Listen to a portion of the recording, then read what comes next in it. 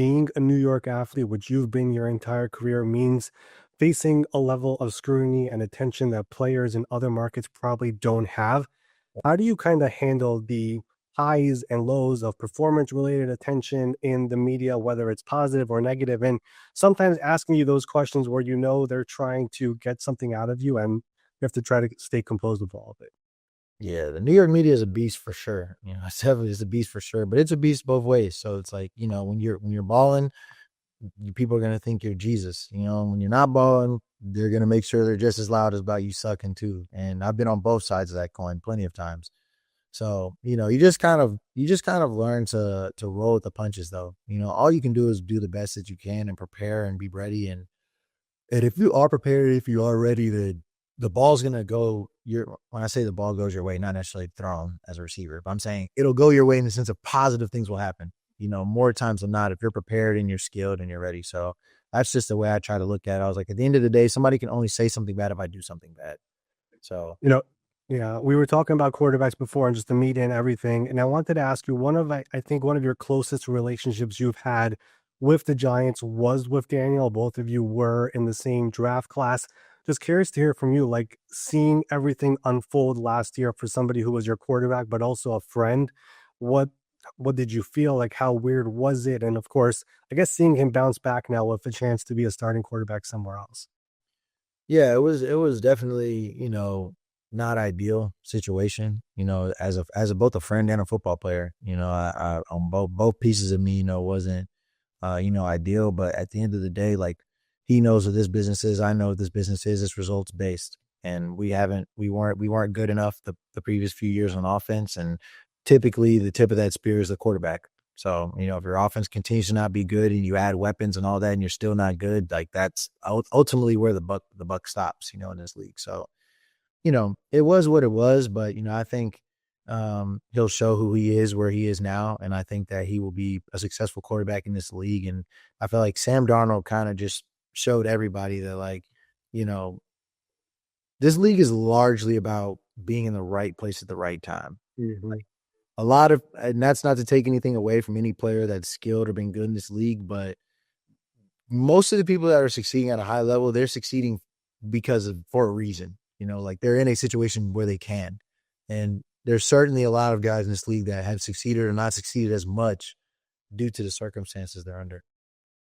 Situations definitely matter a lot. You mentioned Sam, Baker Mayfield had the same thing. Geno Smith has had the same thing, and Daniel is looking to have the same thing now that he's in Indianapolis. I do want to pivot back to you for a second. Just talk about, I guess, the business of football. And there's two different things I want to bring up of here. First of all, just this offseason, when you become a free agent for the first time and kind of get to see the entire open market and what's out there. What was that process like for you? And of course, ending up back with the Giants on a 3-year deal, but just being the reality of having all these options out there and being a free agent. I know you had a new agent as well. Just what was that process like in the entire whirlwind of it? Yeah, it was crazy. Free agency is a crazy time. People pop out of the woodworks. This team is pursuing you and then they sign somebody else and then this team makes a trade and there's so much chaos that goes on. Every day it's like you wake up and you just are like trying not to stare at your phone all day, but at any moment you get a phone call about this or that. So, it was a whirlwind, but ultimately I ended up back with the Giants and I was happy with that decision. But one of the reasons I have a lot of respect for you is because I feel like you've had to fight through some tough and I think unfair situations as well. And I remember it kind of vividly. I love the business of football. I love the behind the scenes of everything. But before your final year of your rookie contract, you earned extra money through the NFL's escalator system, which essentially rewards players for outdoing their rookie contracts. And that money is not guaranteed. And I remember that entire training camp, you were buried in the depth chart. They wanted you to take a pay cut, and it was really unfair. And it's a system that should go away. But that entire situation, how did you handle that adversity? And what did it teach you about just the business side of the NFL and how real that really is? It was certainly a tough time, a rough time, but I also look at any situation I ever find myself in and I find the self accountability in it. And, the reality is during OTAs that year, like I I didn't put my best foot forward during OTAs, and that was, this new regime that we have now. So that was our first time seeing us on the grass. And obviously, first impressions and anything in life typically stick with people. And so, that camp, I came out that camp that year and I had a good camp. Like I played well during camp. I just didn't play well during OTAs. But for whatever reason, I wasn't able to overcome that stigma in their mind over camp, and it led to putting in a predicament that I was in. And you know obviously at that point in time, like I'd already led the team in receiving 2 out of my first 3 years, while also never leading I still have never led the team in targets, and I've led the team in receiving 3 or 4 times. So at the time, like I kind of felt like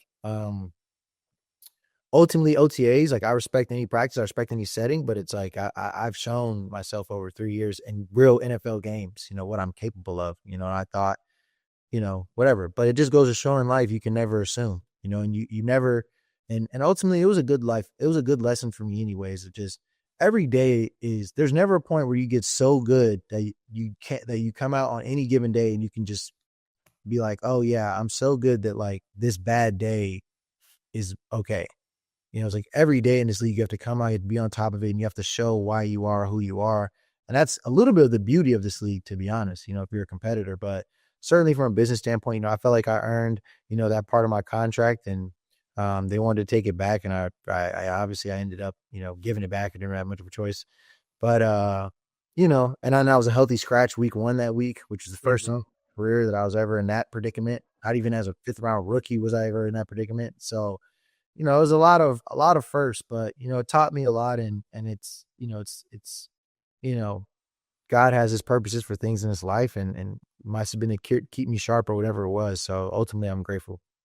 Well, you led the Giants in receiving in 4 of your first 5 seasons in the NFL, so even more than what you thought, which is very impressive. And just going back through everything and listening through your entire journey, do you ever like look back at everything from being that 5th round rookie and making it to the field and putting production, then having the pay cut, and then getting your first extension, and now getting this extension or this free agent contract this offseason? Do you ever look back at the entire path that it's taken you and how there were so many, I guess, bumps in the road, but now here you are as, a top paid receiver on the team? For sure. I trust me. I mean, Stephon Diggs went in the 5th round, Puka went in the 5th round and I look at those guys and I'm like, well, dang, they balled as a rookie and their team's bought in, and look at how their stuff's going. I was like, I bought as a rookie, and, I came back my second year, and obviously they fired the whole staff. I had a whole new staff my second year, and it's like there was no buy-in from the new staff. So it was like, Mhm. of course, you look at other guys and situations and you're like, man, like that looks super nice. But at the end of the day, like everybody's path is that path for a reason. My path is what it is for a reason. And I can say that one beautiful thing that's come of it is that like I'm now in a position in my 7th year in the league where there's nobody on our team that I can't relate to. Mhm. If you're an undrafted late round guy, I know what it's like to be you.